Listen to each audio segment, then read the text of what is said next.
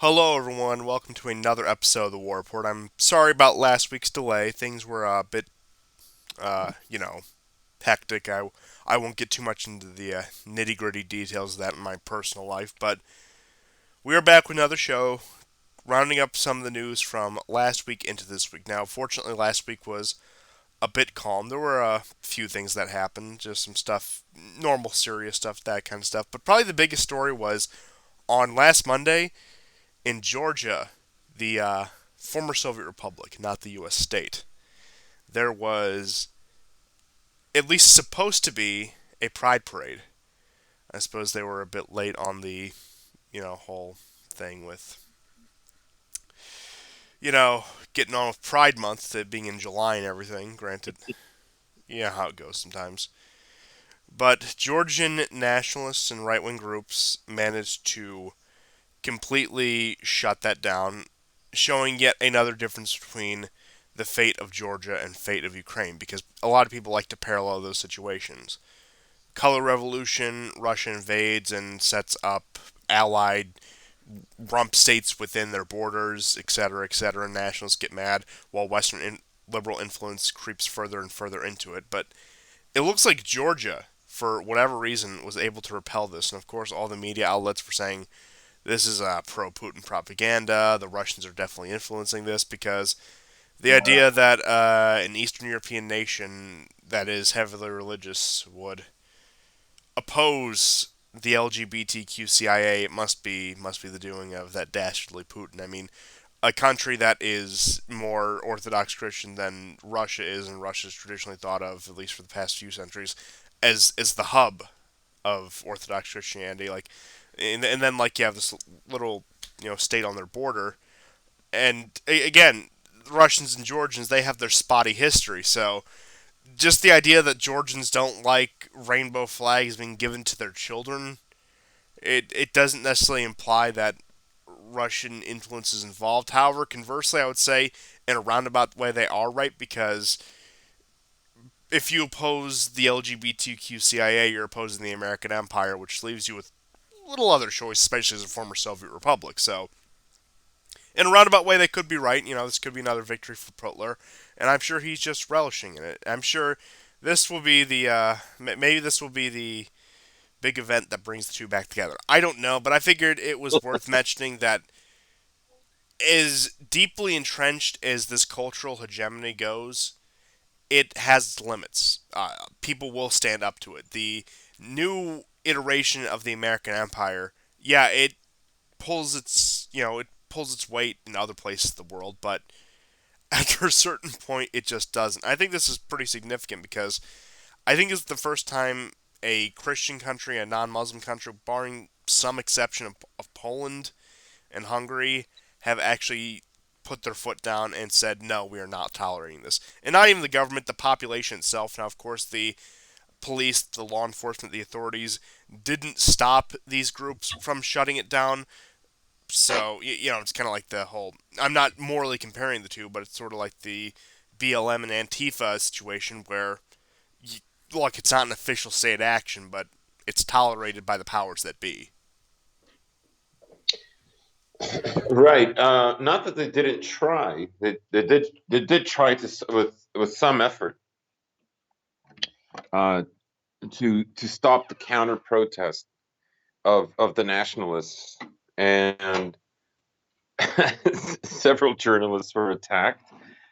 Now, from what I hear this week, is that one of the journalists has died. I'm not sure, um, but that is something I saw yesterday. That one of the journalists from last week has died. I don't, I don't know. I haven't heard anything from major outlets about that. The day following this massive protest, and it was truly spectacular because they, these men scaled this building that had the headquarters for the LGBTQ CA headquarters, and they just tore down the rainbow flags, and that was one instance. Another one was they went to the city hall and brought down the rainbow flag there and hoisted the Georgian flag. And the day following, they tried again. And what happened was you got a much smaller demonstration. Um, Literally, something like 100 LGBTQ protesters or activists who were surrounded uh, by far, far more policemen than they were there uh, that were present, and around them you had like massive protests again, and so it didn't really fly. Um, it's significant because I mean, DW had a stream, and people in the stream were losing their minds. They were demanding sanctions, no more aid. They were furious. This, this effort to, I suppose, mark them with the let's say, Euro-American empire had failed. Uh, that really is the sign that you belong to them. That is the shibboleth to belonging to the Euro-American Zionist empire, and they didn't go along with it. And so there's going to be obviously some kind of backlash. Now, the rumors that Russians were somehow involved, of course, is ridiculous, and also is blown way out of proportion. There is a politician. He's new. His name escapes me now, but he has met with Dugan, and but he's not in power, and he's not responsible for these decisions. And as you pointed out earlier, Georgia is a highly conservative Orthodox nation, and it does not want this.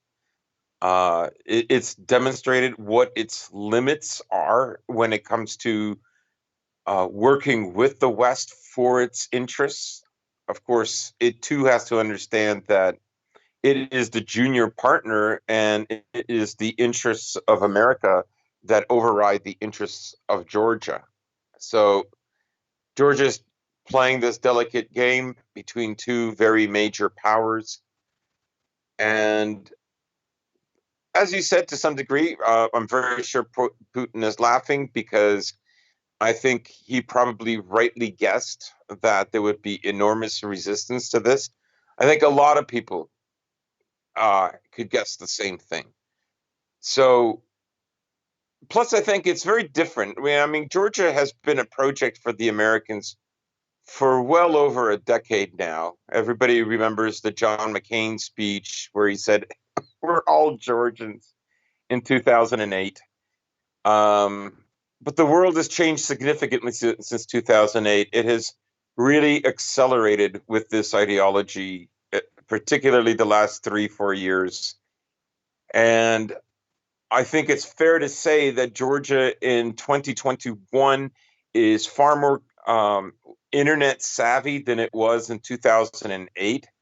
I think they also are far more aware of what Western societies are actually like and how they view LGBT rights. Um, in the same way that I discovered, the more often that I went to Russia every year, they understood far more when I was there in 2019 than in 2015. Um, what this ideology meant, both on a macro and micro scale, and they didn't want any part of it. And Georgia is showing this resistance. America is going to have to figure something out. It will become kind of like a test of wills. Certainly, if popular opinion continues to go down this way and resists, America will cut off aid, and that will force Georgia's hand. So we shall see. Yes, and again, it was really a minor story compared to some of the stuff we're going to get into today, but I figured it was worth mentioning. But with that being said, we'll get into some news in the Caribbean. So, in Haiti, the beacon of the Caribbean, very functional, very upright, upstanding country, their president was assassinated. Now, nobody knows what happens beyond the fact that two people assassinated the president of Haiti. Were they agents of a foreign power such as the United States? Were they disgruntled citizens? Nobody, as far as I can tell, has any real idea what the purpose or what the motivation of this assassination was. I haven't even been able to tell what it was. And again, it just adds more fuel onto a more dysfunctional fire because, again, it's not like Haiti has really been functional since its inception, since they massacred the French and drove them out. So that again, it's worth keeping in mind because now U.S. forces are speculated to be deployed to the island for peacekeeping quote unquote purposes. Even though, again, I can't even think of what the purpose would be because there's almost always an ulterior motive to these sort of missions, whether that be Iraq, for example, when it comes to destabilizing the country on Iran's border, Afghanistan with the opium trade and its strategic position, of course, taking out Iran for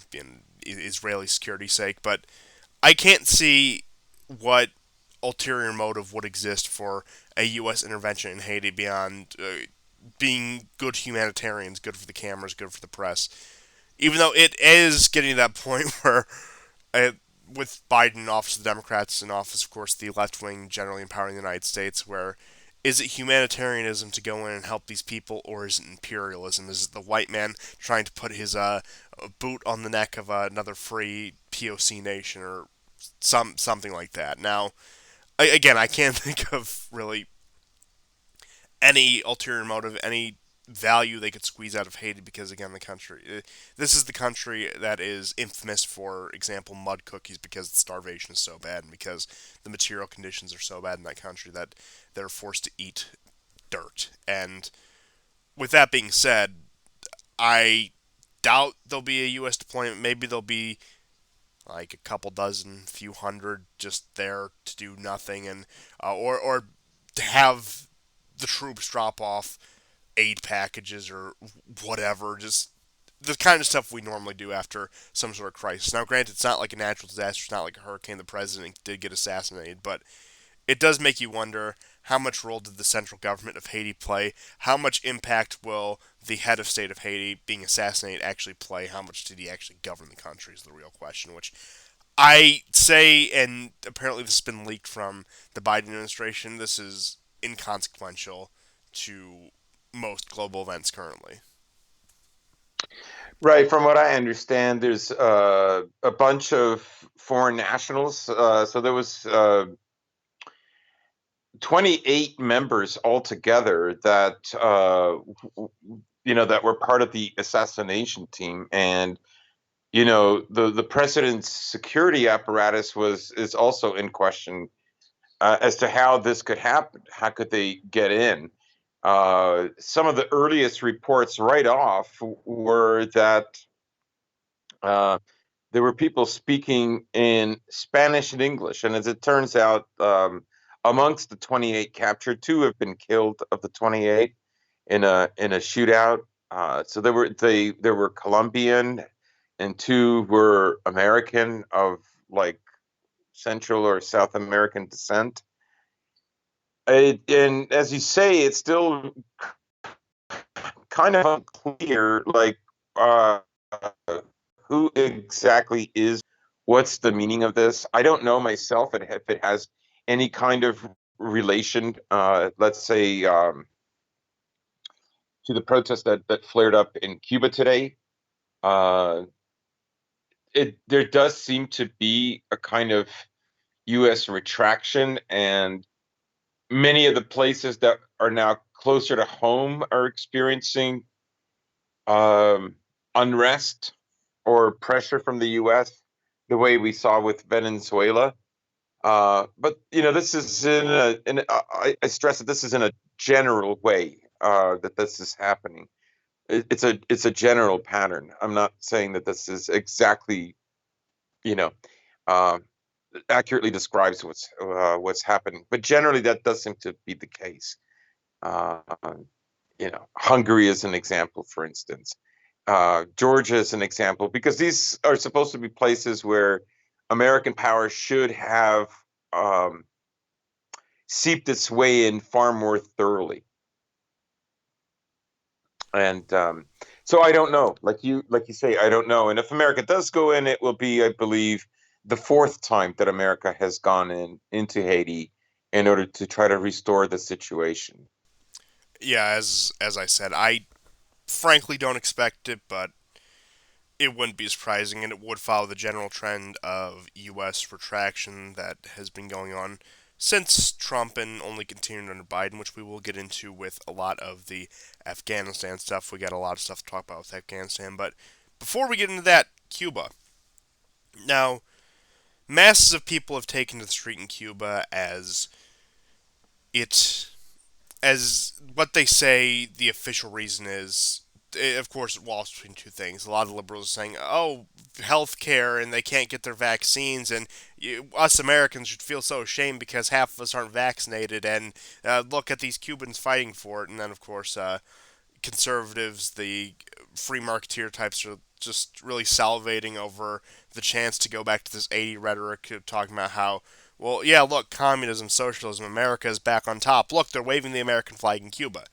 Now, I don't doubt that, of course, there's probably some CIA, U.S. government involvement in this Cuban protest, and I actually would say there is a decent reason to believe so. Not that Cuba is so much of a threat nowadays as it was when it was allied with the Soviet Union and back during the Cold War.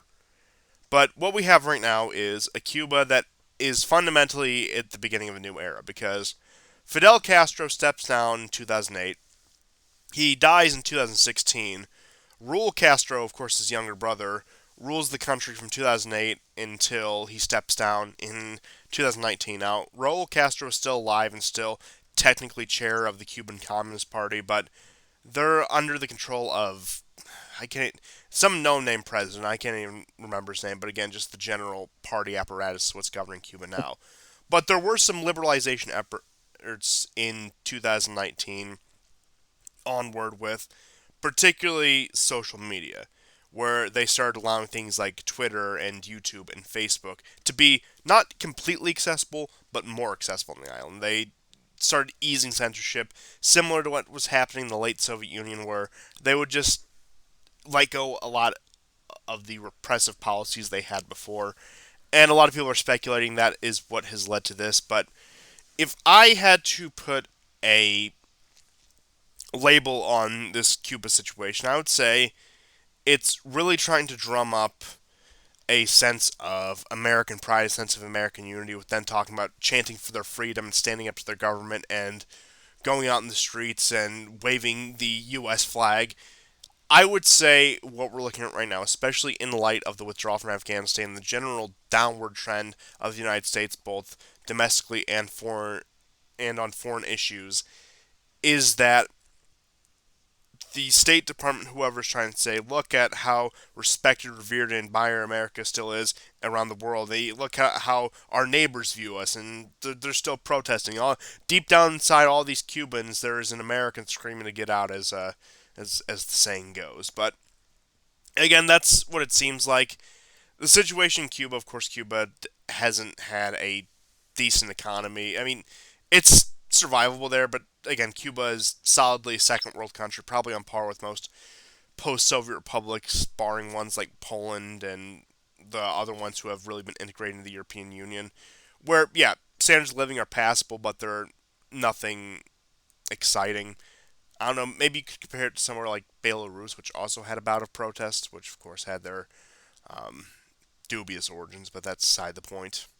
And with Right. all that being said, looking at all of that in context, what I do think we have here is ultimately some sort of, again, popular discontent, as what happens with all governments at some point, but really being spurred on by, especially with the mass demonstrations of the U.S. flags in particular, just rubs me as, oh, this is a credibility stunt. I don't even think we're trying to drive out the Communist Party of Cuba. I think, frankly, despite the embargo, despite the economic sanctions, we had made our peace with that several decades ago, and even had saw a reversal of some of that under the Obama administration. Although Trump talked a hard line, he only undid a few of those loosenings of restrictions.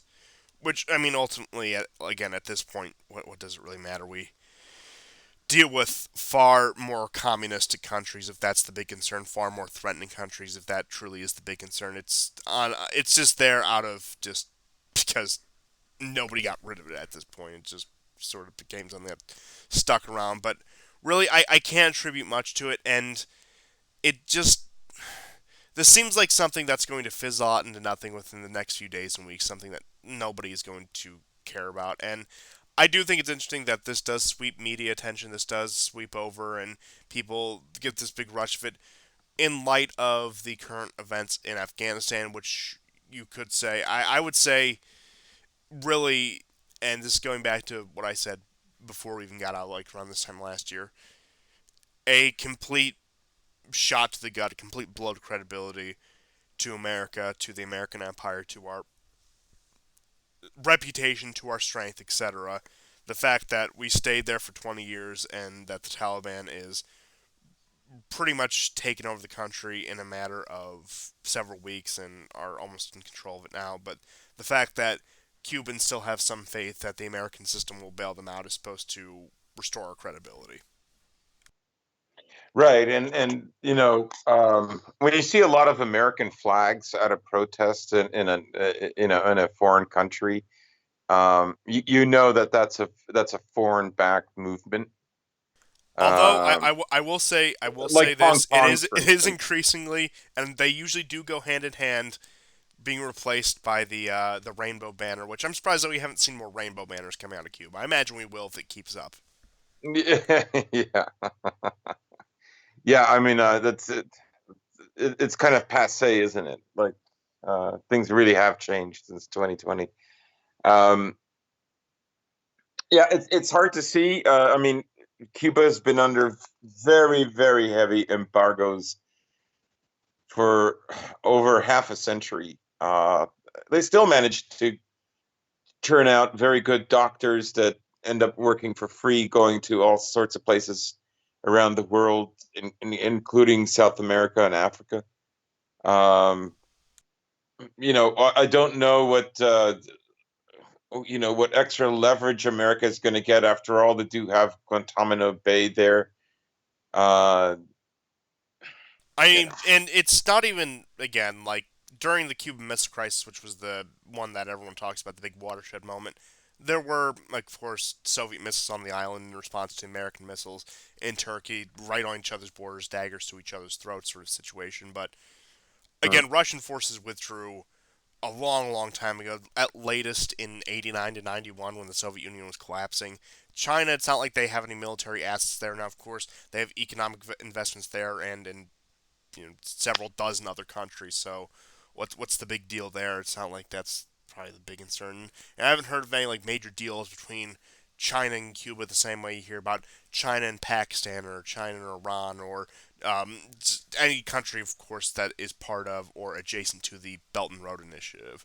So, again, this really seems like, hey, what if we have this big dog and pony show in Cuba to show that America still means business? And you could also say that about the consideration to deploy troops to Haiti. That look, America can still govern its backyard. It can still play around in the Caribbean islands relatively unimpeded. But I suppose we'll see how that plays out. But it really just like yeah, even like even a lot of the people on the right, I expected to really fall sway to this and think like, oh, this is so great. They're standing up for blah blah blah. Like most of them don't care. Of course, this is in the light of the Capitol Hill debacle investigations and the real crackdowns on that.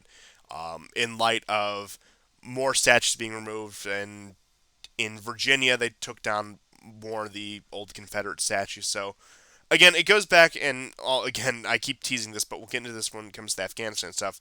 This general feeling of apathy that is sweeping across the nation. I would say since the mid Mhm. 2010s, but especially has picked up after 2019, 2020. Just nobody really gives a damn anymore about really anything. It makes sense looking at the general trend. Getting invested in things, especially political things, has not yielded well. The economy is, even when it was good, it was still a gig economy. There wasn't really anything you could build a solid life off of. Of course, when it comes to interpersonal relationship, whether that be friendship, marriages, those are plummeting.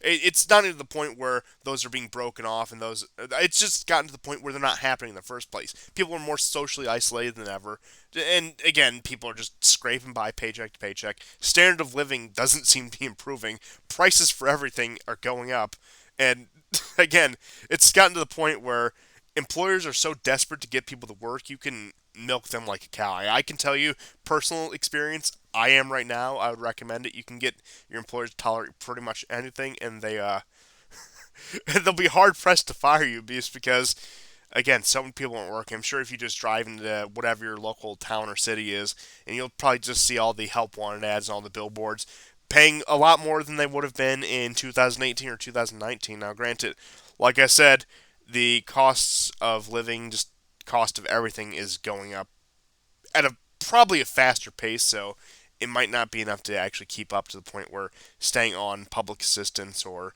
handouts might be honestly the more profitable option. Hey, if you can do it, of course, legally without defrauding the system, I would never encourage such a thing. Then that's on you. That's your personal choice. I can't really begrudge you for it.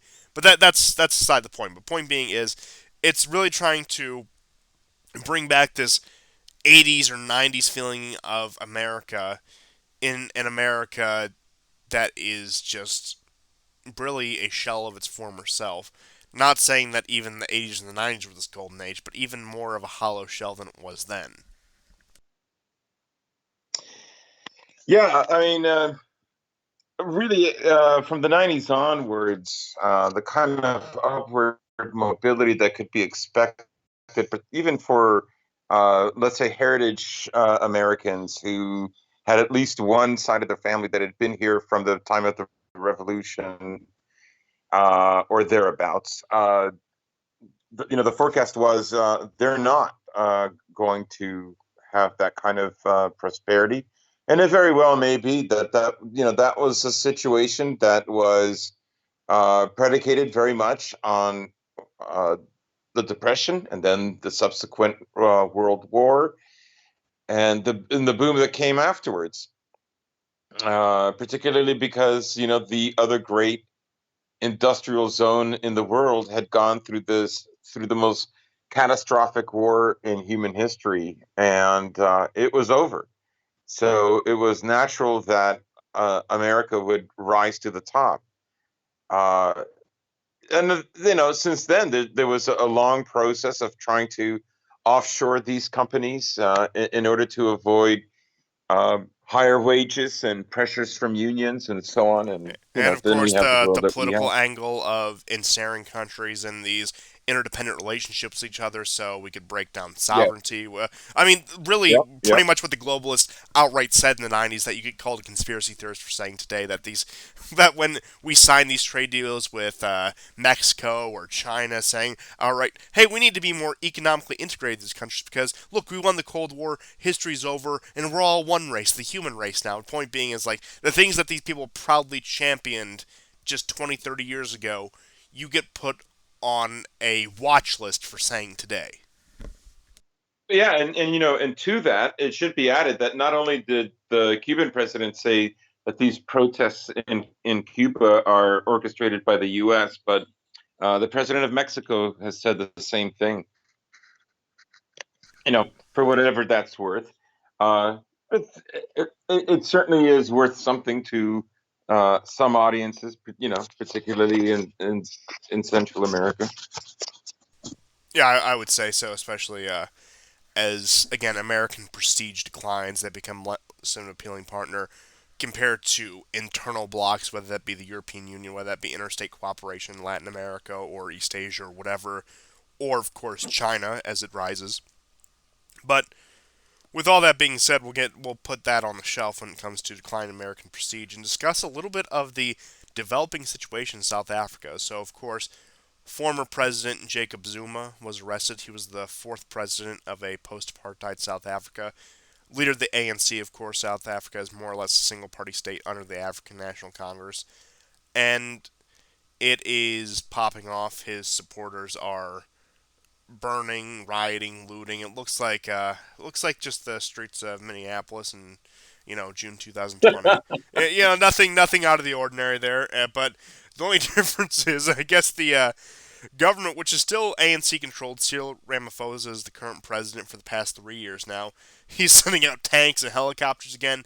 It just shows what you can get away with when you're not a quote unquote liberal country, or if you run by people who are not European or European looking.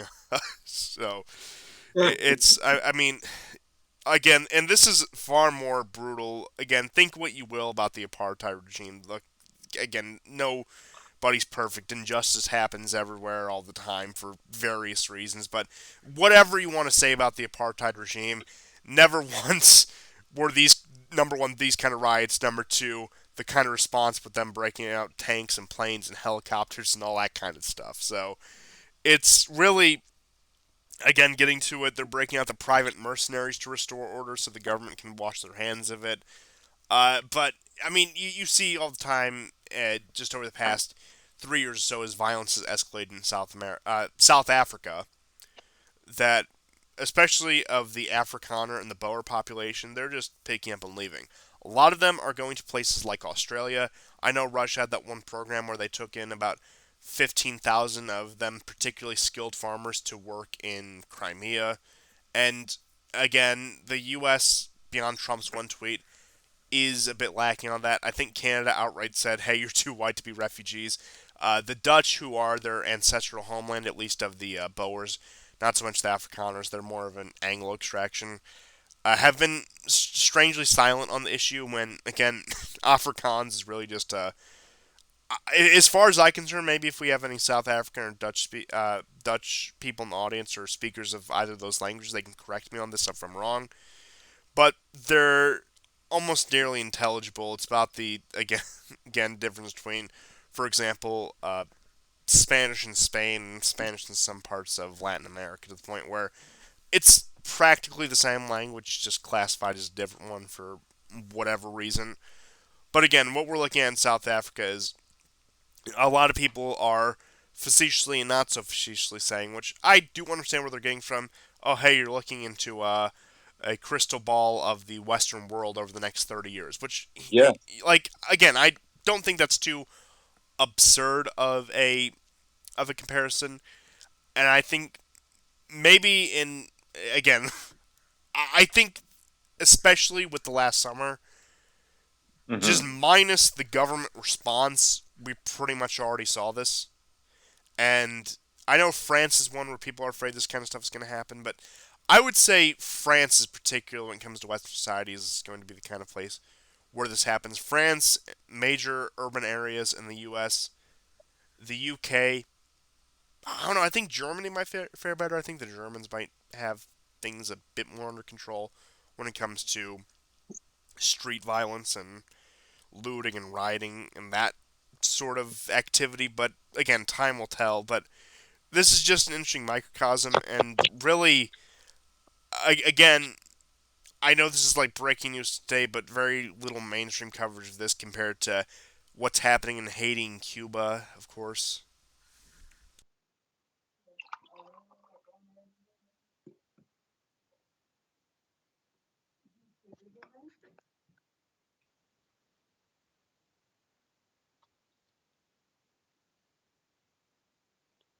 Yes. That I mean, in many ways, South Africa intentionally has gone off the media map for obvious reasons. Partly because it has not fulfilled many of the promises that were made in the 90s when they got rid of apartheid. Uh, South Africa is turning into, and in some regions, very much is a failed state. Um, Of course, the West does not want attention brought there upon those issues. And like you said, it is a crystal ball after 2020 for a lot of Western societies, depending, let's say, which areas of the U.S. you're talking about. This is not hyperbole. Uh, and there are pockets also within the UK, and as you mentioned, France, where on a lower level it already has been going on. But just give it 10 years. Just give it 10 years, and I think we will see more of this, not less. Absolutely. And again, I really don't know what else to call this beyond a crystal ball. And of course, the more media attention it gets, the liberals are like, "Oh, you're just exaggerating. They're rioting over injustice, despite being more or less 90% of the population." It's gotten to the point where a lot of people don't realize in South Africa is there's a lot of inter-ethnic conflict too between the blacks because the main one, I believe it's the overall their Bantu's the Bantu expansion. I'm sure you've all heard about that. That's happened about 18th century in the southern part of Africa, where it's I think the Khoisan are the main black group in South Africa, and then Yeah. I think the Zulu still exists because the Zulu still have a king, and pretty much the Zulu king said, yeah, it was better off before the Khoisan took power. But it turns out, and again, like while the particularly Boers, the ones of Dutch descent, to a broader range, the Afrikaners, the ones of just white European descent in general, have been the main target of these government persecutions. It's also been like again more like of a Khoisan nationalist, Khoisan supremacist movement where pretty much everyone who isn't them, whether you're white, black, Indian, Asian, because again they have a lot of Indian Asian migrants there. In fact, it's actually interesting because of how much the Indian migrants are partaking in the violence currently there. It's that you're going to be second class citizens if we don't outright kick you out of the country or end your life. So again, it's a lot more multifaceted than it looks. But of course, the media, if they even talk about it, they will paint it as a white supremacist versus a brave POC sort of conflict when it's actually the exact opposite. It's just Khoisans versus everyone, which, again, like they're the majority of the population, but man, like you want to talk about like ethnic oppression, like in place in Europe, or like what how Russia treats minorities, how like America or like Western European countries treat their minorities. Man, again what the Khoisans do, and not that hypocrisy is any argument to these people because they're in charge, but what the Khoisans do is like what they actually say happens in these countries. Yeah, and it's also just a question of numbers. You notice that as the numbers change, as one demographic grows and the other one decreases, um, one group will become more bold than the other. The other thing that you notice in many of these videos, particularly on Telegram, is just the amount of civilians who have their own weapons and are shooting back, forming groups in order to counter the protesters because uh, in one video I noticed they had gone into the suburbs and I mean hundreds upon hundreds upon hundreds.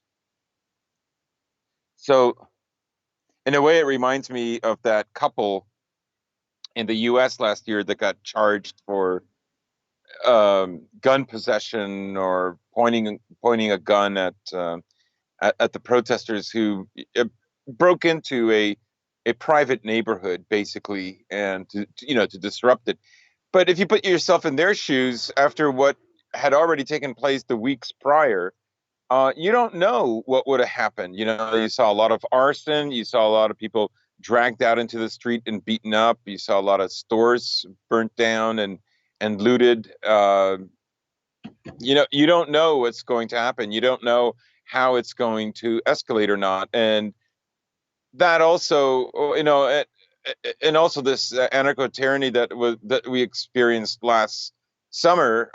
You saw a lot of footage of the police just standing by, even their own police cruisers and SUVs being torched and driven into one another. There were some examples in Chicago, for instance, where this took place. There was also New York.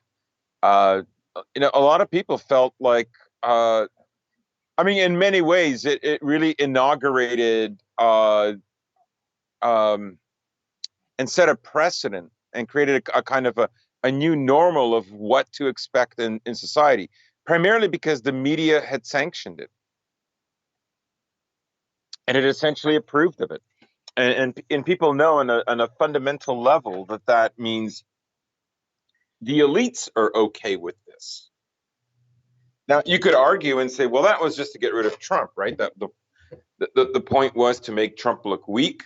It was to force him into a bad decision where if he acted tough, he would lose minority support, and if he acted weak, he would lose his own support.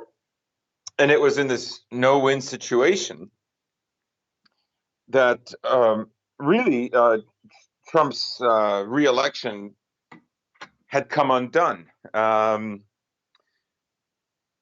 So yes, there was a purpose, but the reasoning for it wasn't that. The reasoning for it was racial justice, and so that reason can be brought up again, and that's what I mean about setting a precedent.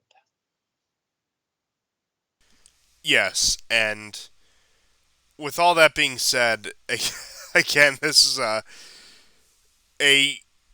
I guess you could say inconvenient story because just any story of racial and ethnic tensions, especially when the people look like people in Western society, because when you talk about Kurds and Arabs fighting, when most people see that, they just see vaguely brown Middle Easterners in places like Iraq, for example, or in the Syrian civil war, you just see Middle Easterners shooting at each other.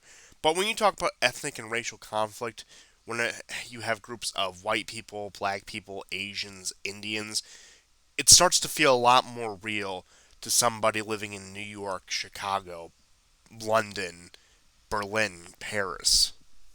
Mhm. And with all that being said, I suppose we can move on to Afghanistan, the big story, which is probably going to take us another hour to get through. Probably not that long, I exaggerate. But Yeah. with that being said, the Taliban has more or less taken control of Afghanistan. The central government is on its last legs, and more or less it was confirmed by the U.S. over the past few days. And of course, going into the holiday weekend, Biden was like, "I don't want to talk about the troops and military stuff. I don't. I want to talk about war. We're going to a holiday weekend. People want to be happy again." Showing complete disinterest in that. But with all that happening, of course, the Biden administration is finally going through with the Trump peace negotiations, the Trump peace withdrawals. I don't know what backdoor deals were made, but it looks like any upfront agreement, at least according to the terms that Trump sent with Pompeo to Qatar to negotiate with Taliban leaders, of any sort of peace and negotiation between the Afghan government and the broad umbrella group of the Taliban, it looks like those have more or less fallen apart. The Taliban pretty much controls the entrances and exits to the very mountainous country, which you have to imagine being that in because for example, you want to talk about the border between Russia and Ukraine, it's open fields. You want to talk about the borders between, again, most countries, it's either some mountains and rivers, but when it comes to Afghanistan, nearly the entire country is mountains, and finding land passes into it, they're very few and far between, so they make for easy choke points. It's easy to cut them off. You had Afghan officials and troops fleeing, of course, into other Central Asian republics, particularly Tajikistan, as Afghanistan does have a very large Tajik population in its borders. Afghanistan, of course, is an ethnic tapestry, but the Taliban controls, again, more territory than they did before they went to the war with the U.S. So more territory than they did before 2001. And, of course, I want to take this time to look at current events, and I know I usually save this for a couple months from now. And trust me, we will do this, especially with it being the 20th anniversary. Usually, again, for the 9/11 episode, as morbid as it sounds, we like to again take a look at the subsequent events as well, looking at the fallout of this event. And this upcoming one will be the first time when we can actually look at it as a previous event and no longer ongoing, because U.S. forces are expected to be completely out of the country by the end of August. So August 31st is when the last of the U.S. forces are expected to withdraw, which will probably happen sooner at the rate it's been happening. And of course, we did speculate on the show for probably about 2 years, I would say is fair, especially during the Trump negotiations, that, oh, this is just going to be an on the Hmm. surface withdrawal if it's even going to happen at all, because we're going to have mercenaries, we're going to have CIA there. But it looks like this is a complete turning of tail and running. And one could say this is a reason they wanted Biden in office, because they could get away having the senile old man making a lot of the attractions they needed to, with the Empire doing a lot of the unpleasant things they wanted to do while hiding behind a less scrutinous media and a senile old man, which I would say isn't an implausible explanation, but just, again, zooming out to September 11th, 2001. So, of course, the attacks happened, World Trade Center, Pentagon, etc. And as we've previously discussed on the show, and you more or less agree with me on this, as I recall, Hmm. yes, the official narrative, what they tell us, is true, but it's not the entire truth.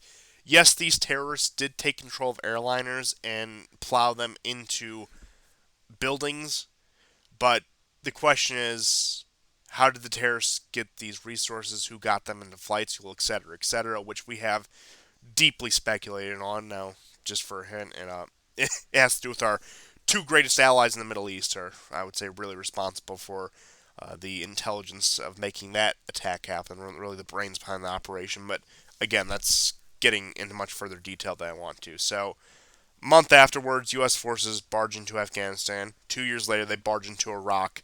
Stay in Iraq until 2011. Come back occasionally to wipe out ISIS or what other insurgent group has risen up. Stay in Afghanistan until their official end of the mission at the end of 2014, beginning of 2015, where the new NATO mission begins, despite the fact that most NATO countries who had deployed forces by that point had completely withdrawn. With that being said, British forces are also completely out of the country now, with their presence.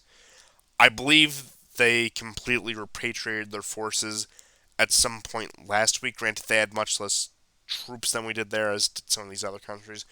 Where countries like Turkey and Germany and Italy and France had left years ago by this point. And it's mainly been a U.S. operation buoyed up by some residual British forces. But of course, the over the years, it's a fierce fight for the control of Afghanistan, negotiations with various tribal elders and warlords, and because again, Afghanistan is a fundamentally feudal society with the way they are, because there's no other way to govern that kind of country with the infrastructure they have, with the kind of population they have, than intermediaries of local leaders with a very weak central government. And again, really the best system I can think of to describe it is something akin to a European feudalism in the 15th century, where again it's loyalty in exchange for being able to govern your own little fief.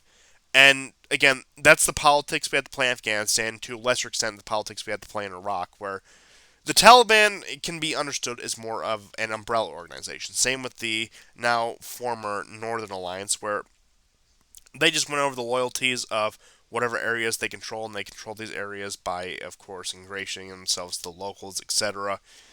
And really, it's more so a battle of influence over these pawns, over these chess pieces.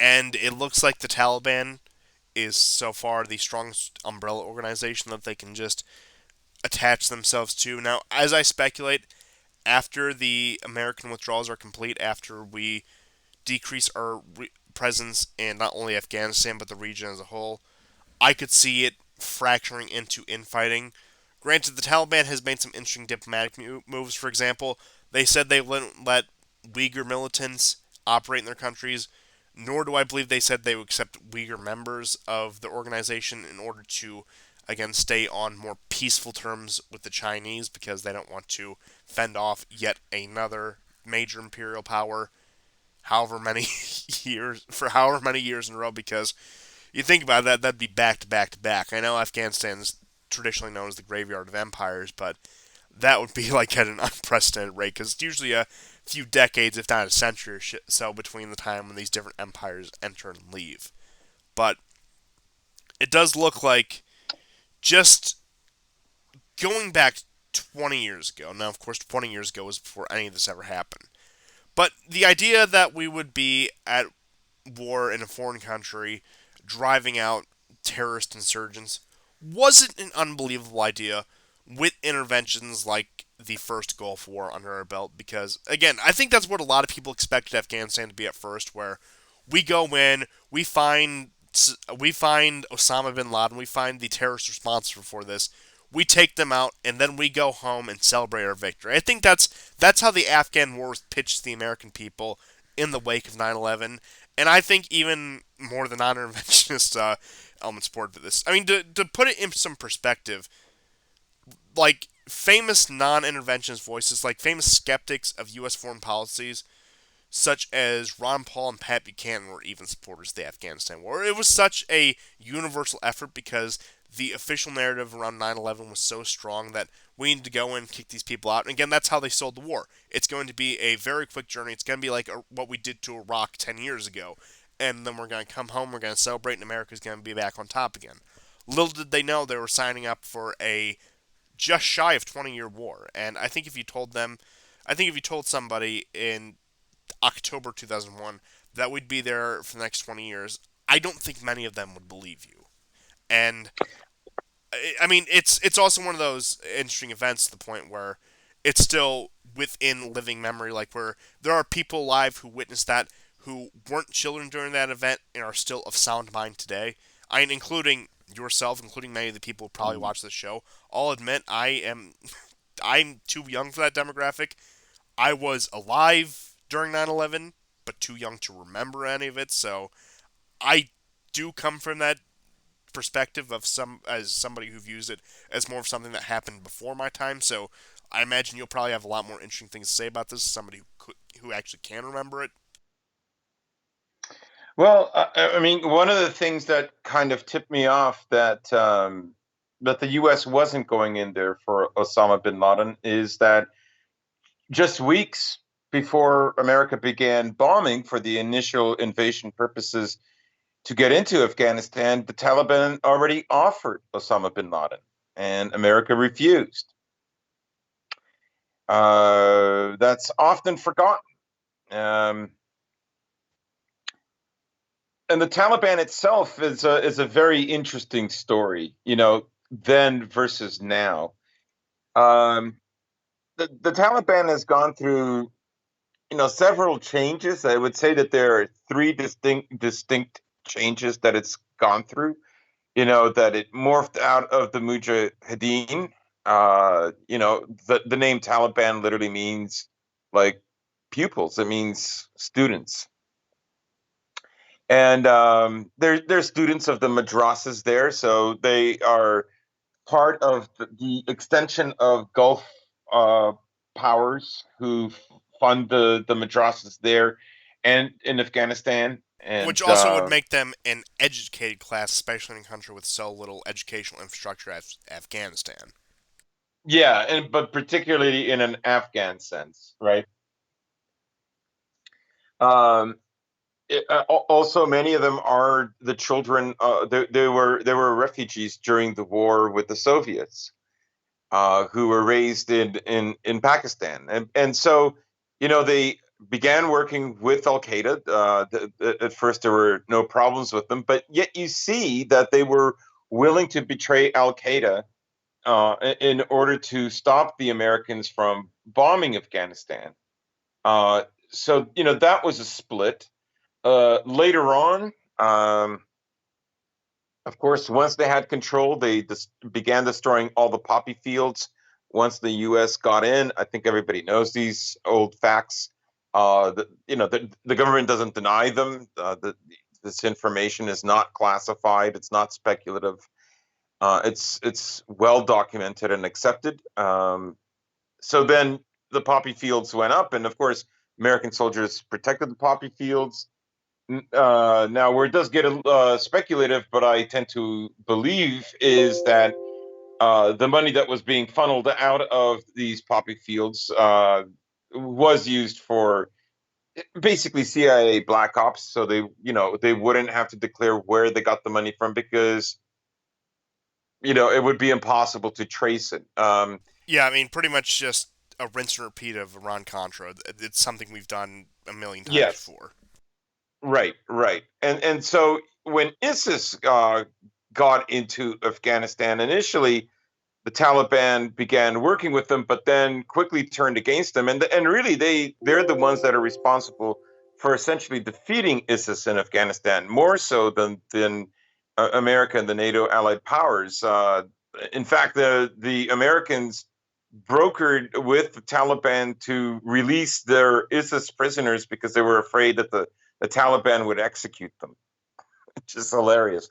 But um, so the Taliban, I made the joke the other week when our last episode that the Taliban is looking to become established. And, I made the joke about I was a warlord, so you could be a lawyer kind of thing. But in a sense, that that is exactly what's happening. So it started out as the Sunni operation, a legacy from the Brzezinski doctrine to destabilize the Soviet Union at whatever cost to Afghanistan. Who cares? And now it's grown, and so it has, like you said, it's an umbrella right now, and it looks at itself as the legitimate heir of power in Afghanistan and the custodian of Afghanistan. The reason for that is that when America went in initially about 20 years ago, the Northern Alliance were basically Tajiks and Uzbeks, and some of the Hazara. These are the Persian, sorry, not Persian, but the Shia Muslims that live in Afghanistan. They're mostly in the slightly north central area of Afghanistan. Correct me if I'm wrong, but they're the ones who have the history of at least their kings and princes were the ones who converted to Judaism. I don't believe Or these are the are the same. are the Hazars and the Khazars different? I'm trying. It's Khazar, I think you're thinking of. Yeah, Yeah. all those Central Asian Asiatic tribes start to blend together after a certain point. But yeah, because if they were, I would have been obligated to make the joke. But yeah, but yes, like all these Turkic and Central Asian and Asiatic tribes, of course, Afghanistan's a ethnic tapestry. And again, I don't think Afghanistan will splinter into a civil war, at least not that major of a one after the Taliban takes power. But I think the Taliban is riding to power because, again, they are viewed as most people as a generally Sunni Islamic conservative organization that is capable of governing the country and leaving the various tribal fiefdoms to their own devices so Well, long as they're loyal to whatever authority. But I will say, I know this is long term speculation, I do see this, ironically enough, as a way for the Iranians to make inroads, sort of like what they did with the Northern Alliance. A lot of people think of the Northern Alliance as just these brave freedom fighters who were the last hope, the last beacon of democracy in Afghanistan, being oppressed by the horrible Taliban. When a lot of it were like they were Shia jihadists. They're the kind of people yeah. who we would have condemned as horrible terrorists in places like Syria and Lebanon. Right, right. And a lot of them were basically Tajik and Uzbek ethnicities, right? So the thing that the Taliban has done, particularly in the last 5 or 6 years, it has branched out. Now, originally it was basically hardcore Sunni Salafist Pashtuns, but they have reached out to Turkmen, Tajiks, You hear that, liberals? Baloch. The Taliban is Yeah, diversifying. They have, and so even Hazara uh, individuals are now they're mayors in some of the Taliban-controlled towns, or they're part of the upper echelons of the military. So very wisely, they've given positions to these other minorities that could otherwise have joined whatever their ethnic groups there are, like the Tajiks, for instance, and the war would have just gone on forever. And what you have now is a far more intelligent outfit that is looking for a kind of, and it's using a kind of civic nationalism, really, but under the auspices of the Taliban. It is generally Sunni, but it is not exclusively Sunni. Uh, and this is why that you can if anybody's on Telegram, and actually Telegram is really great for this because you can get a lot of great footage and all kinds of media coverage that you wouldn't get, even it would even be harder to find on Twitter. In any case, it is out there for both platforms, but of course I'm not on Twitter anymore. In any case, so you see meetings between the Taliban with the Nuristani, which is a very, very small group out in the northeastern section, but they're also sitting down with Hazara and with Uzbeks, and they're giving them prominent positions. That in a way is guaranteeing them that they will have a say in a future Afghanistan, and they're also buying loyalty like that, right? But one of the things that's also very interesting since 2015 is any time that the Taliban has had to broker any kind of deal with the US, when they've felt they've needed to, they will ask the Chinese to sit in on the meetings. That's been going on since 2015.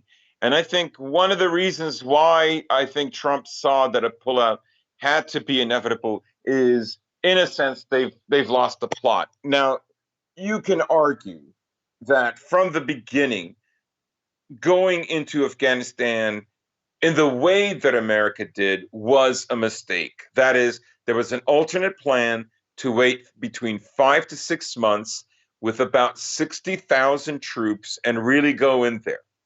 Instead, they decided to use this, lightning quick approach, and there wasn't nearly enough personnel. It was And what you particularly, had, I think I know what you're getting at, this experiment in fourth generation warfare with the Green Berets. Now, for those of you who don't know, the yes, Green yeah, Berets are the specific special forces in the U.S. Army that are meant to be a force multiplier. They're meant to go on the ground in war zones and train foreign allies in American fighting tactics to, again, fight these proxy wars for us. So, again, they're really the fourth generation warriors, so to speak, when it comes to. And again, they were the ones who were deployed in northern Afghanistan to train all these allied groups to use them as the main push down into Kabul and to overthrow the Taliban government, as opposed to, again, what the other plan was, what the much more sensible plan was, what was really, I think, what a lot of the American people expected was we go in, conventional invasion, we cut a path through Kabul, kick the teeth in of people who allegedly committed this attack, declare victory, and go home. That I think that's what a lot of people were expecting. Even a lot of people in Congress, when they voted for this war, were expecting. But no, it was this idea to rebuild Afghanistan in our own image and have this loyal Central Asian puppet state for the next century to come, which clearly didn't work. right. So in a sense, they went in there too quickly. Now, what's interesting is Biden is saying that America was not nation building in Afghanistan, and no one can argue with them except that all the prior presidents said that is what they were doing.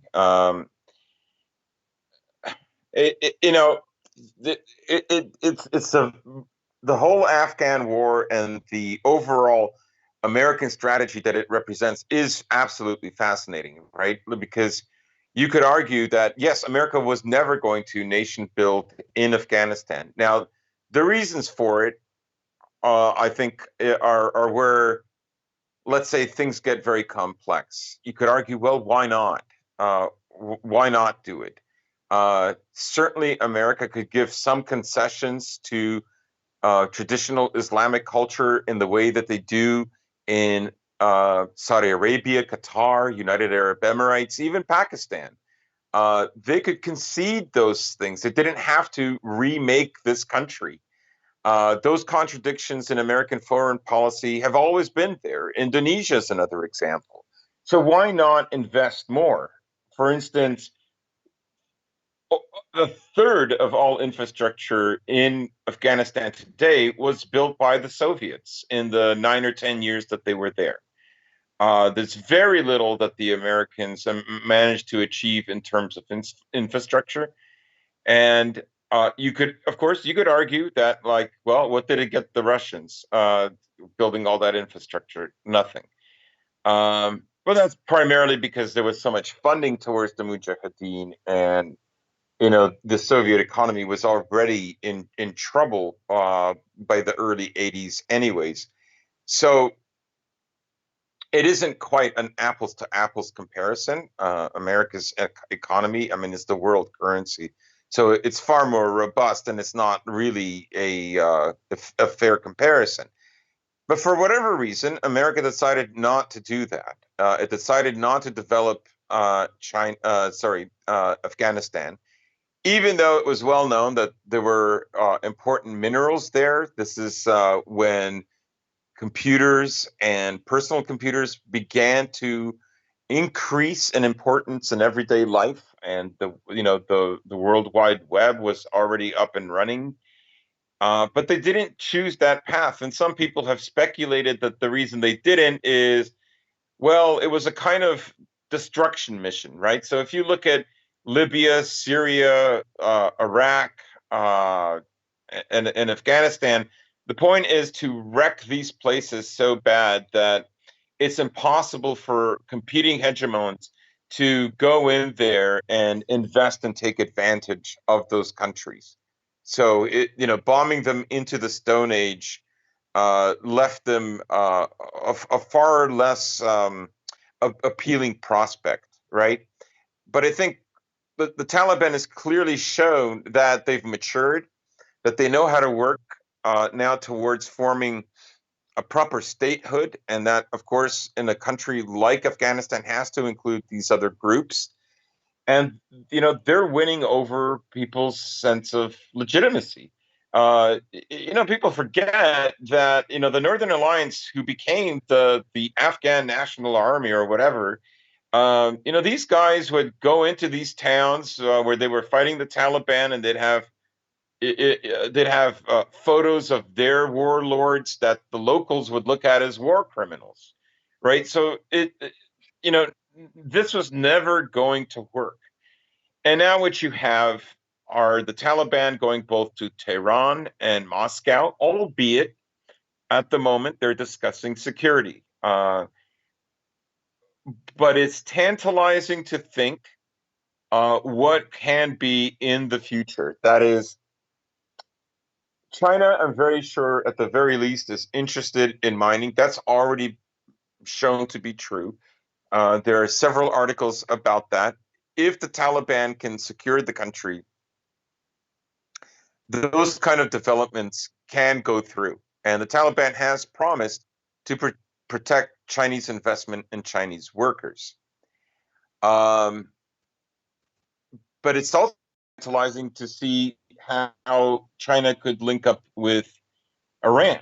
And for Iran, that's particularly important. Now, China already receives oil from Iran, just as Germany and France do. They have ways to undercut all the American sanctions already. But let's say in a time of war, um, then it's plausible that China could. I mean, this is still decades away, but China could look toward a future where, as long as things are going well between Iran, Afghanistan, and China, China could have a good supply of oil. It would not fulfill all of China's needs for Russia. And at the moment, they still have the most reliable energy supply coming from Russia.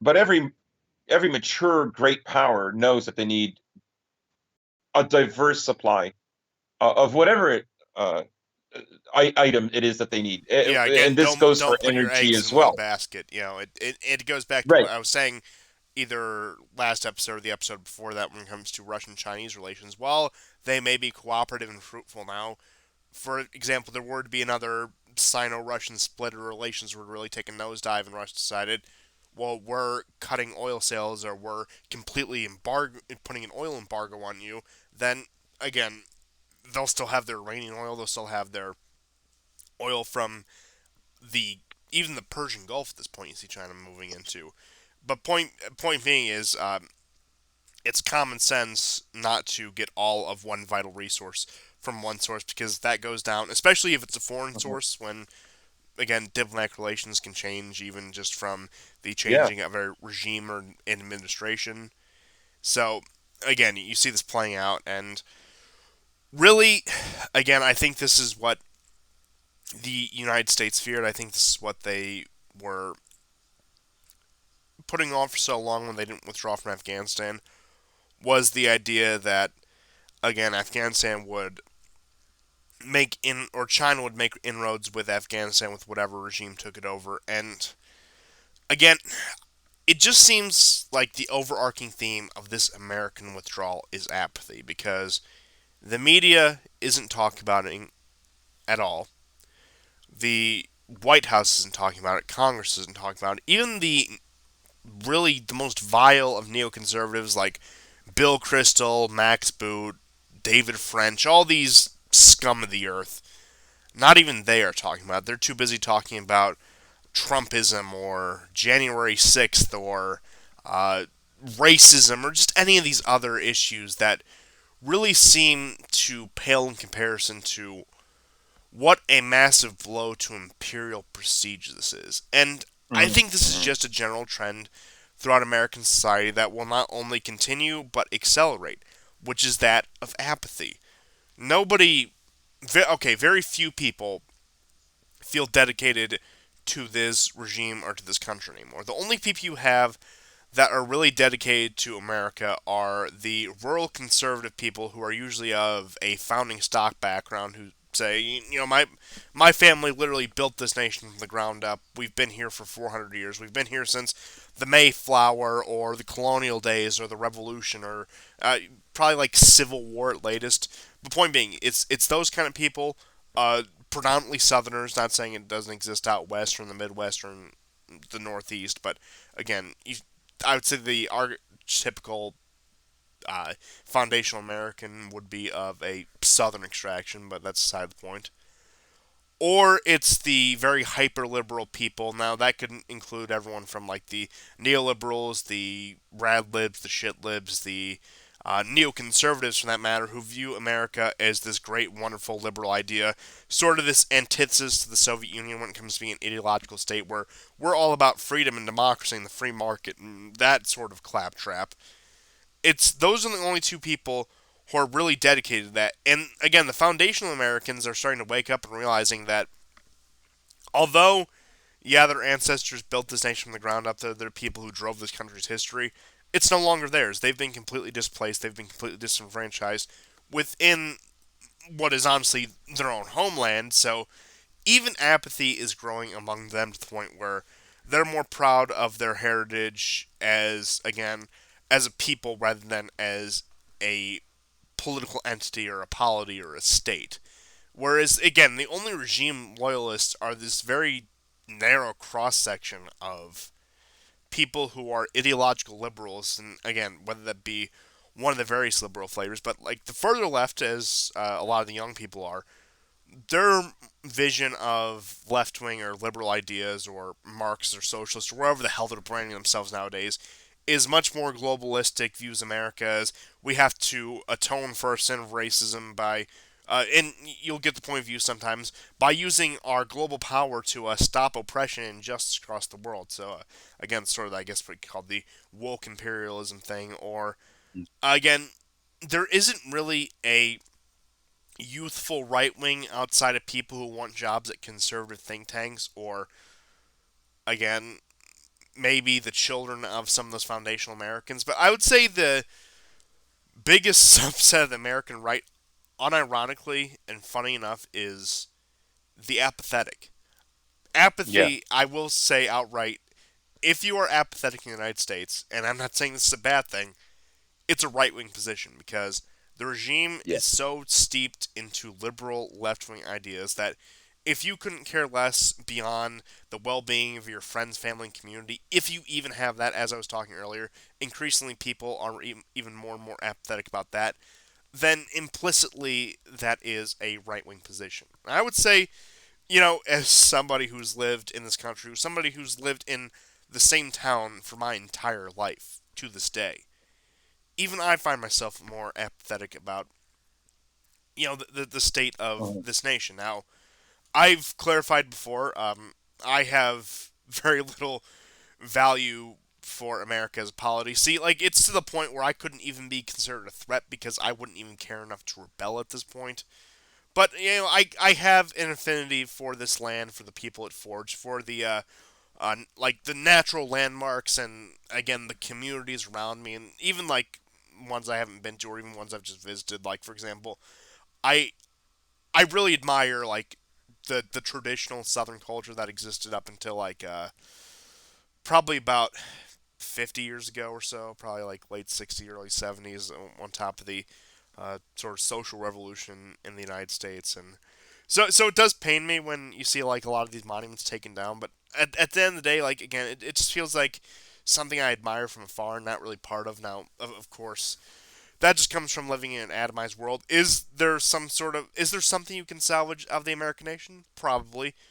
Will the United States cease to exist as a political entity? Most likely not in our lifetimes.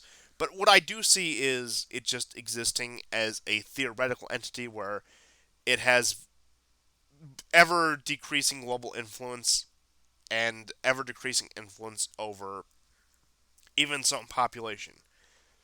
I think, especially with the federal structure of government, okay, depending on how far the federal government is willing to go, and it's going to be this very weird thing where they have to hit at just the sweet spot. I think what they're doing right now with the investigations into the Capitol Hill debacle is, I think the regime realizes that's the sweet spot where they need to use that force to force the federal government to enforce unity, but it's also increasingly getting to the point where the federal government will no longer have that reach to enforce that unity over states and more particularly local communities, to the point where, sure, in 15, 20 years, we may have very draconian laws, but who's going to enforce them is the question. Is it going to be these local police forces? Are the feds going to enforce them? But again, it goes back to the question of who's going to completely enforce them. And I think Afghanistan and all these trends taken together show a general growth of apathy. And I think, as we said at the beginning of the year, when we did our Storm in a Teapot episode, the biggest threat to the American empire domestically is just not giving a damn. It isn't Right, standing up. It right, isn't going to these protests. It isn't doing any of these other things. It's just saying, yawn, I do not care. Leave me alone. right. I mean, so Afghanistan basically cost zero point 0.8 trillion. If you include the Iraq War, it was 3 trillion. Back when a trillion meant a lot more than it does today. But but you know, they um,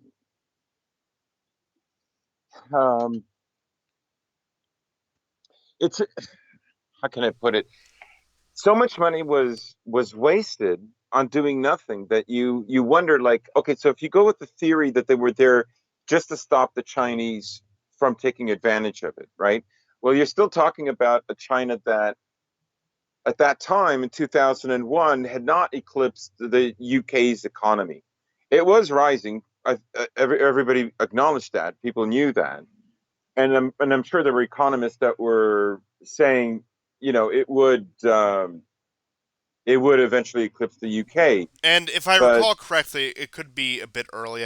I think it was Hu Jintao that was still in office. I mean, he was all buddy buddy with Bush, like, and so was Putin at that time, to the point where the three major global powers were pretty cordial with each other at the end of the Cold War because it's just been established that American hegemony is just going to be a fact of life we're going to live with until further notice. Right. And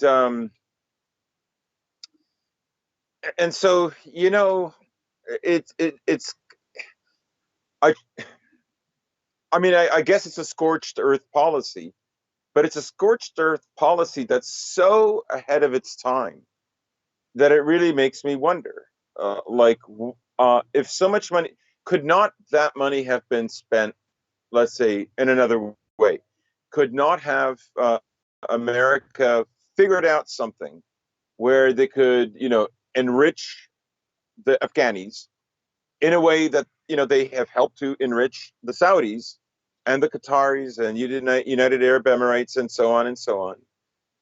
Could they not have done something like that? And it would be a tremendous amount of power and leverage that they would have over in Central America. It literally would have been like a magnet for the other stands, like Uzbekistan, Tajikistan. Now, granted, it would probably have angered India, for instance. Certainly, it would have angered China, but China probably would have seen what it could get from the Russians. So I do wonder, like, how wise was it to take this approach? And even Uh, from a neoconservative or neoliberal point of view, thinking about somebody who wants the continuity of the American empire, somebody who wants America to dominate the world until the end of days, imagine if they took that, zero point 0.8 trillion or 800 billion and just invested that in the American military, for example, a complete revamping of the Navy, complete revamping of the Army, just to the point where you have the most high-tech, advanced fighting force in the world, instead of, again, sending it on a wild goose chase after some vaguely known terrorists in this mountainous hellhole. Again, there's that like and like I neoconservative say, point of view, but there's also the point of view by the 90s, 2000s. Like, yeah, we were in a much better state then, but our infrastructure was still not in a good position. It's only gotten worse since then. A revitalization of infrastructure, investment into new research programs, whether that be for consumer goods or technology or space travel research or military research or anything. But again, spending 800 billion on a singular war with what is theoretically a very narrow view of either apprehending or killing the people responsible for 9/11, something just does not add up. it doesn't. And 69.3% of the funds to Afghanistan were strictly military, so that only left about 30% that could be, towards schools or in infrastructure or whatever the kinds of things that America boasts are the reasons why it's in Afghanistan.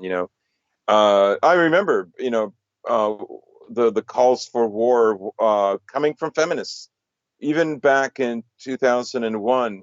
Like, we have to do something about, you know, the Salafists that we put in power. Well, Oh they yeah, didn't say and that the, part. the the humanitarian interventionists, very big force back in the late '90s, early 2000s, where again, whether that be for women's rights, maybe not so much gay rights back then, or to stop some genocide or ethnic conflicts, such as in the case of Yugoslavia and the Balkans. But again, like they've completely tapered off to the point. I mean, you still hear from them occasionally, but especially in this Afghanistan withdrawal, like in previous times, maybe it's because Trump was in office or whatever, they would say, well, what about the state of social progress we have in Afghanistan with minority rights and women's rights and etc. But to the point where, again, not a soul outside of our circles are talking about the Afghanistan withdrawal. And as I said at the beginning of the show, beginning of the segment, it's the point where Biden said, nobody cares about that. Let's enjoy the holiday weekend. Like, that's Yeah, yeah, how yeah. insignificant Afghan. And, look, comparatively to other wars, one may think World War II, Vietnam, World War One. Again, I would say Vietnam's probably the one living memory with most alive veterans. When it came to casualty costs from the United States, Iraq and Afghanistan in total, I believe, racked up about 4,500, give or take. But that still doesn't undo, again, the amount of human damage done to the Afghan population, the Afghan and Iraqi population, the 4,500 Americans lost, the billions spent, the millions of lives ruined on both sides of the war by, again, just psychological, mental, and physical damage. I mean, look, a lot of these people come out of this unscathed, may come out of it alive, but like their mental state will never recover. And anyone who's talked to anyone who's fought in a war, been in a war zone, as either a soldier or a civilian, can tell you that these people do not come out the same. They are fucked up for better, for worse in this case, but they are maybe not to the point where they can't function in society. Plenty of them still go on to leave relatively normal lives, but these people are, again, mentally scarred until the day they die. And and that's if they're lucky and not physically scarred to the point where, again, all this damage, destruction, and wasted funds for something that we really have nothing to show for. And again, not that I don't support getting out of Afghanistan.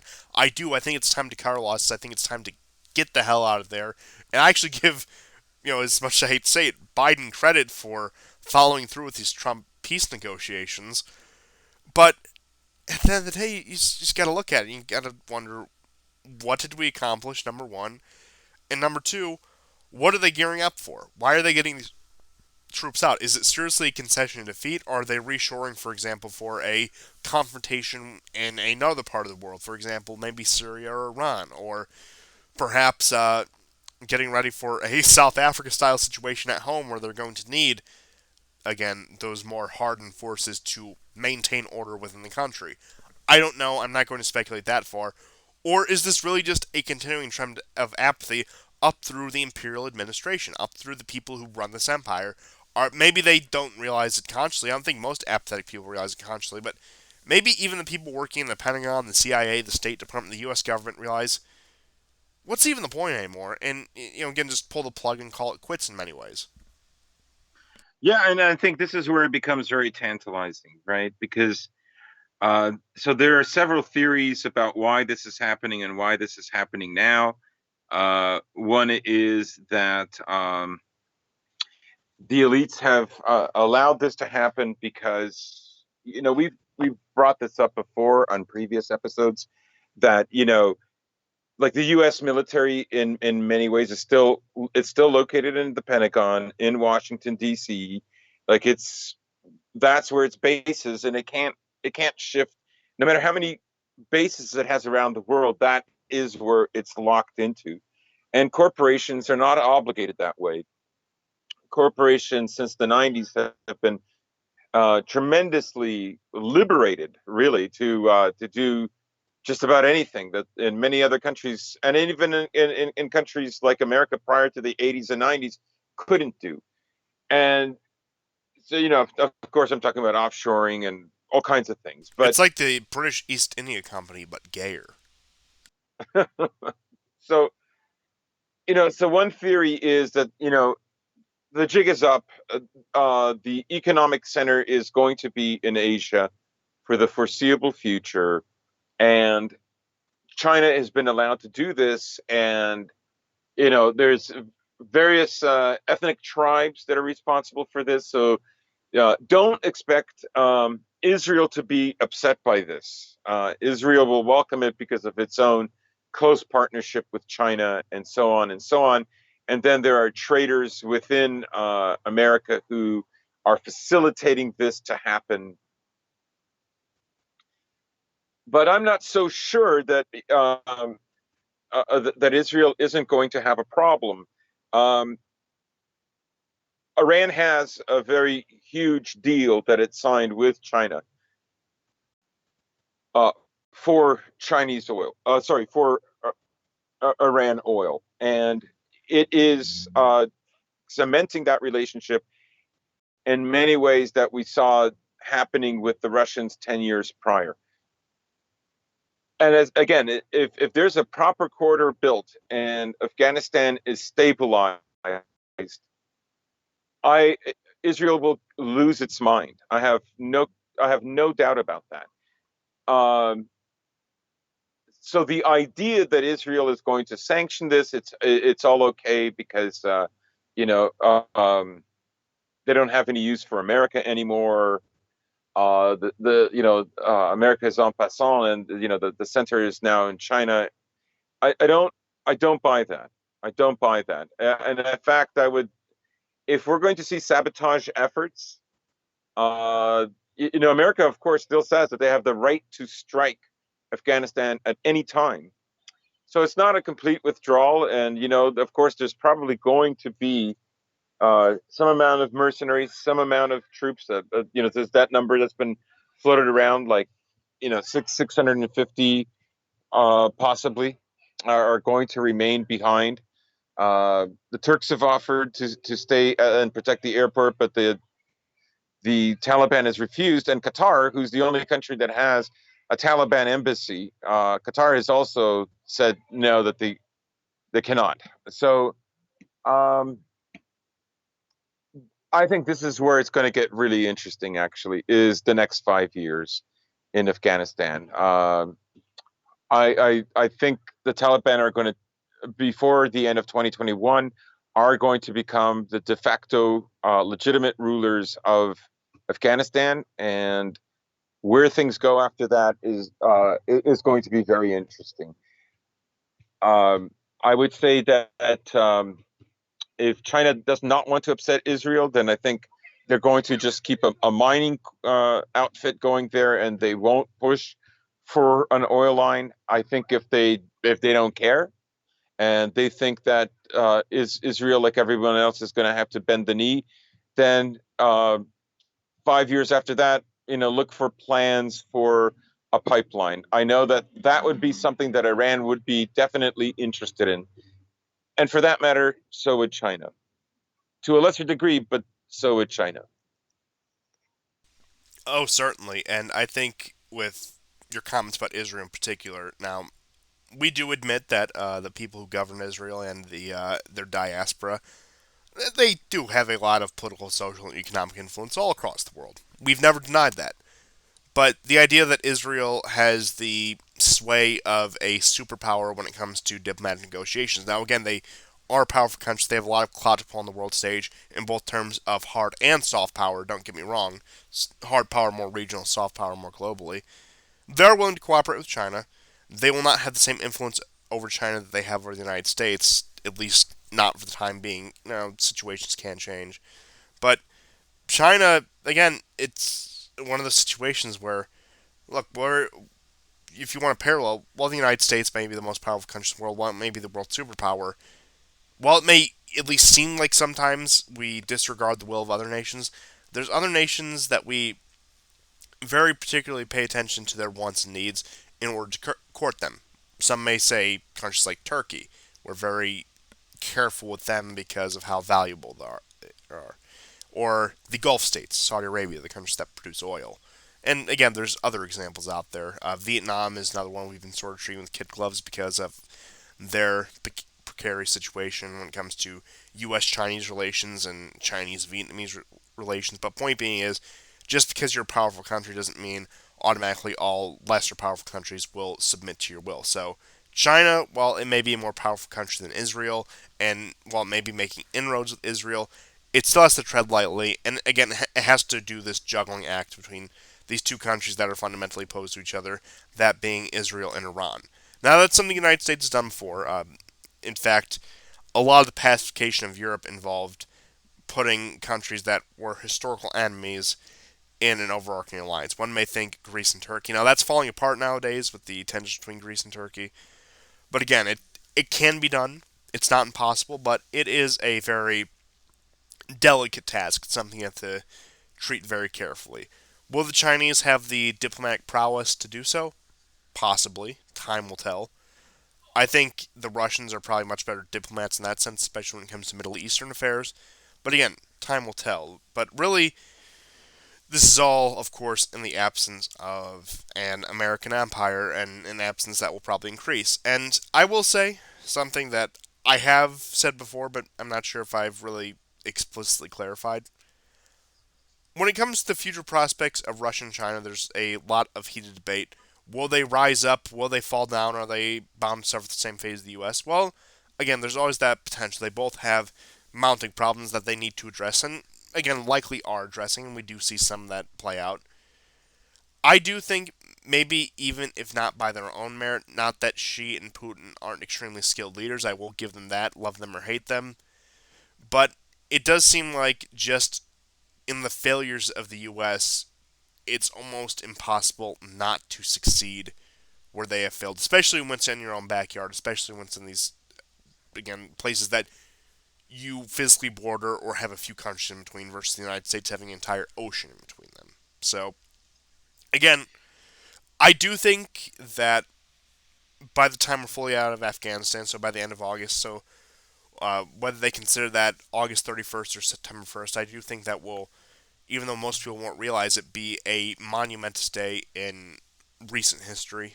Probably in terms of maybe not like in the way that you think conventionally think 9/11 is a major day in history because of the tragedy, which admittedly it is, but I think a lot of people overlook what a paradigm shift it was.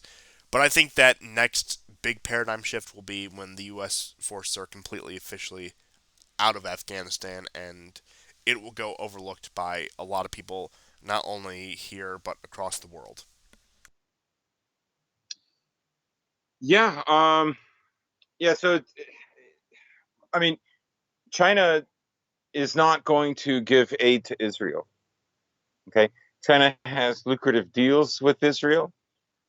It's an exchange, but China is not going to pay for Israel. They're not. The population won't stand for it. The government is not interested in it, and uh, China's growing relationship with Iran basically states that they don't have an interest to play that game in the Middle East and the Levant proper that the U.S. has to navigate. Um, Israel will honestly always need America to some degree. Um, I think for Israel, America really is the indispensable nation in a way that it's not for the rest of the world. Yeah, uh, like I said, the next 5 years are going to be very interesting. We're going to see um, alliances maybe strained a little bit, but probably more likely to be cemented. And you're going to see adversaries get even more angry or more concerned. That's my guess. I could be wrong. Israel won't say anything, and so on and so on. But my guess is that anyone that empowers Iran will cause tension with Israel. Oh, of course. And again, that will depend on the direction in which Israel goes. Of course, Israel demographically, while they do have some of the higher birth rates in the developed world, even among the native Israeli, well, quote unquote, native Israeli Jewish population, the Arabs and the Muslims still give them a pretty good run for their money, and especially within the Palestinian territory. So the demographic question, and again, the sustainability of Israel, because already there are people predicting that in the absence of American presence, Israel isn't going to be able to survive as a country. But that will be, again, especially if Israel becomes a more diverse and pluralistic country. And it again depends on the direction and the religiosity and the ideology of the Arab population of Israel, since it could get to the point where they may be more tolerant of Iran in that case. If you have an Israel that is, say, 35 to 40% Arab citizens. Now, I don't think they would let it get to that point without some sort of major conflict or bloodshed. But again, time will tell. And when it comes to Israel, pretty much everything you speak about with Israel is very contingent on American backing and support. So as the American empire continues to retract, it makes it very hard to predict what Israel will do in the future because of how reliant they are on them, especially when it comes to cooperation with outside powers or their policy towards Iran. So Mhm. again, it's something we're going to wait to see over the next few years, especially as if current trends continue just all around. But that's all I had for today. If you have anything else. No, no, that's about it. Well, this has been yet another episode of the War Report, and man, this is one of the bigger ones. I had a lot to say today. I think there's a lot to go over, but Yeah. man, this Afghanistan stuff is probably get used to it or tune out because we're probably going to be talking about this for the next month or so, at least. Yeah. But I suppose that's what you guys come here for, so Thank you all for tuning in, and goodbye. Take care.